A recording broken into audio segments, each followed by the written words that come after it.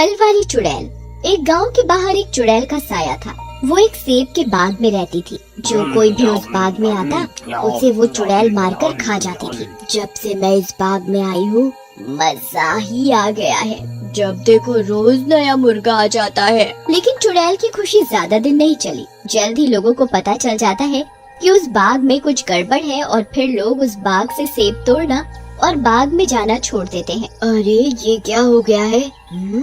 धीरे धीरे तो लोग आने ही बंद हो गए। मैं अब किसे खाऊंगी? कैसे अपनी भूख मिटाऊंगी? तभी चुड़ैल की नजर सामने पेड़ पर लगे सेबों पर पड़ती है। मजा आ गया। ये तो मेरे दिमाग में ही नहीं आया। लगता है आखिरी बार किसी मंद बुद्धि का मांस खाया था। अरे लोग नहीं आ सकते तो क्या, मैं तो उनके पास जा सकती हूँ।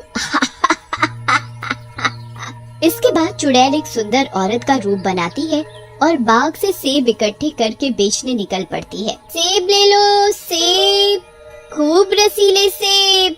एक बार खाओगे तो अपनी बीवी को भी भूल जाओगे। सेब ले लो सेब, खूब रसीले सेब।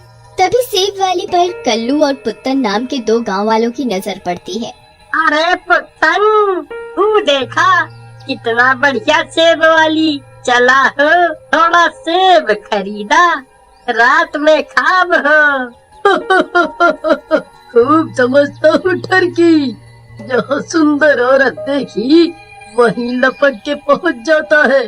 चलो लेते हैं सेब तेरे लिए। ओ सेब वाली, कैसा दिए सेबवा? हमका लेना है 5 किलो। बस 5 किलो? इतनी ही खा सकते हो इस उम्र में? लगता है बूढ़े हो गए हो।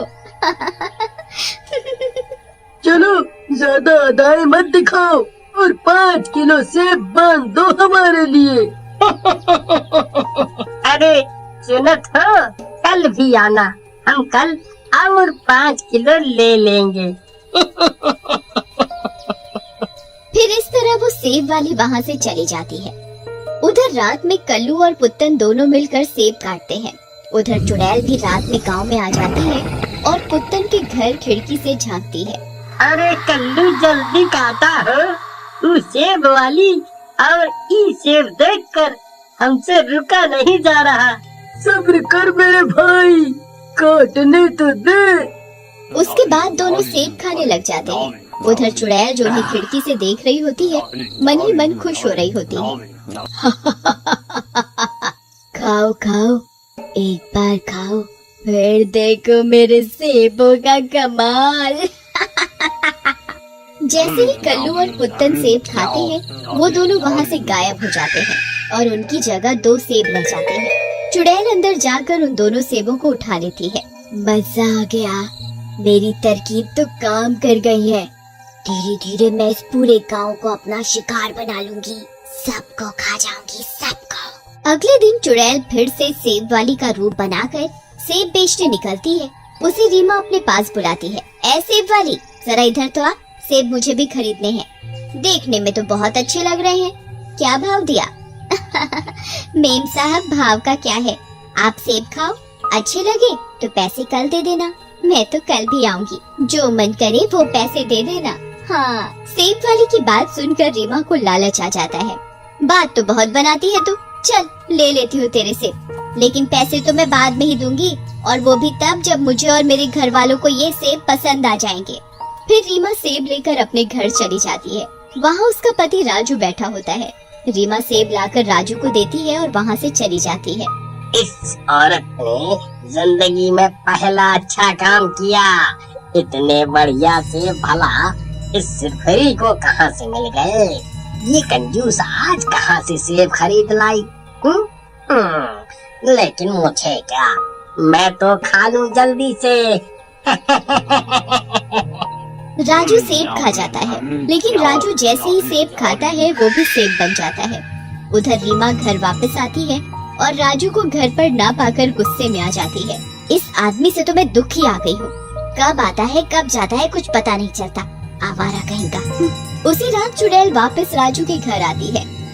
एक और नया शिकार। जय हो चुड़ैलों के देवता की। इस तरह तो मैं दुनिया की सबसे ताकतवर चुड़ैल बन जाऊंगी। पहले इस राजू सेब और बाकी के सेबों को तो अपने कब्जे में ले लूं। फिर चुड़ैल सेब को लेकर उड़कर अपने बाग में चली जाती है। उधर राजू काफी देर तक घर नहीं आता। इस वजह से रीमा चिंता में पड़ जाती है। ये राजू ऐसे तो कहीं नहीं जाता और रात में तो हमेशा घर लौट आता है, लेकिन कहाँ गया? और देखो तो सारे सेब भी खा गया, भूखा कहीं का। चलो ढूंढो अभी से। हाय रे मेरी किस्मत, कैसा नास मीठा पल्ले पड़ गया है। अगले दिन सुबह रीमा को बबली मिलती है। अरे रीमा बहन, के होया? आंखें घड़ी सूजी लाग रही से। राजू भैया ने सोड़ नहीं दिया के। तभी वहाँ सेब वाली आ जाती है और बबली का पति शामू उससे सेब लेने लगता है। रीमा और बबली खिड़की से उन्हें देख रही होती हैं। अरे वाह सेब हमारी, बहुत अच्छे लागे हैं थारे सेब तो। मन में भी लेने का मन कर रहा है, ताजे तो सेना। क्या बाबूजी, आप भी ना बिल्कुल ताजे हैं। बस आपके लिए ही अभी पेड़ से तोड़ कर ला रही हूँ। अच्छा, बातें तो तू अच्छी करे से, लेकिन मैं यूं को नहीं लूं, पहले चेक करूंगा। फिर सेब वाली उसे एक सेब देती है। सेब खाते ही शामू को चक्कर आने लगते हैं। अरे ये तन्ने मन्ने के खिला दियो, मारे को तो घड़े चक्कर आवे से। तभी शामू नीचे गिर जाता है और सेब बन जाता है। सेब वाली भी चुड़ैल के रूप में आ जाती है और शामू को उठाकर वहाँ से उड़ जाती है। ये सब रीमा और बबली देख लेती हैं। अरे बबली बहन, मेरा पति तो सेब बन गया से। अब मैं क्या करूं? पता नहीं चुड़ैल उसने कोई फ्रूट चाट में ना खा गई होवे। हाय मेरे पति, बेचारे को सेब बना दिया। मन ने भी कोई ककड़ी वगैरह बना देवे। हाय रे मेरा पति। अरे चुप करो रीमा बहन, अब उसने कुछ भी किया हो शामू भाई का, हम उसे पकड़े बिना नहीं रह सकते, इसलिए तुम परेशान मत हो। फिर रीमा और बबली गांव के प्रधान को जाकर सारी बात बताती हैं। अच्छा बबली बेटी, अगर ये सब सच बात है तो हम सब लोग सचमुच खतरे में हैं और हमें अपनी जान बचाने के लिए कुछ करना होगा। फिर प्रधान जी और गांव वाले हाथ में गंगा जल लेकर सेब के बाग में जाते हैं। प्रधान जी, हम कहते हैं क्यों न गंगा जल छिड़क कर इस बाग में आग लगा दे, जो कुछ होई जल कर भस्म हो जाई। हाँ, जैसा तुम लोग ठीक समझो, मुझे तो सिर्फ अपना गांव बचाना है। फिर गांव वाले सेब के बाग में गंगा जल छिड़क कर आग लगा देते हैं। आग लगते ही चुड़ैल का जादू खत्म होने लगता है और गांव वाले जो सेब बने थे वो भी ठीक हो जाते हैं और वहाँ से भागने लगते हैं। मैं ठीक हो गया प्रधान जी, मैं ठीक हो गया। आपने मुझे चुड़ैल का फ्रूट चाट बनने से बचा लिया। तभी चुड़ैल वहाँ आ जाती है और बहुत गुस्से में आ जाती है। अरे ओ राजू, पहले यहाँ से भाग ले। और देख, तेरी अम्मा आ गई, फिर खुशी मनाना। आगो सब यहाँ से। अरे ये क्या किया दुष्टों, मेरा सारा जादू खत्म कर दिया। मेरे सालों की मेहनत बर्बाद हो गई। मैं अब सब गांव वालों को जिंदा नहीं छोड़ूंगी, सबको मार कर खा जाऊंगी। तभी चुड़ैल के आगे पुत्तन आ जाता है। हमका माफ कर दो मैया, हमसे गलती हो गई। हम आज से कौनो औरत की तरफ आंख नहीं उठाएंगे। जब भी देखेंगे सिर्फ मर्द ही देखेंगे। माफ कर दो जी। तूने मेरे पति को सेब बनाया ना, अब मैं तुझे नहीं छोड़ूंगी। तो ये सब तेरा क्या धरा है?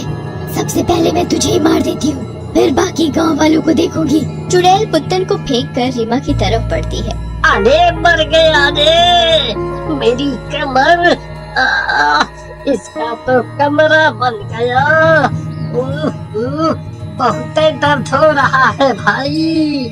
तभी तांत्रिक अपने पास से भस्म निकालता है और चुड़ैल के ऊपर फेंक देता है। पाउडर फेंक रहा है मुझे गोरा करने के लिए। चुड़ैल, देख तो सही अभी मेरा जादू।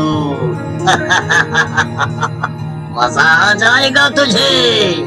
तभी एकदम से चुड़ैल जलने लगती है। अरे तांत्रिक, ये क्या कर दिया? मुझे जलन क्यों हो रही है? मैं जल रही हूँ, बचाओ बचाओ। तूने इन गाँव वालों को बहुत परेशान किया था, अब तू तो गई। थोड़ी देर में चुड़ैल पूरी जल जाती है और गांव वाले चुड़ैल के साए से आजाद हो जाते हैं और सेब का बाग भी ठीक हो जाता है।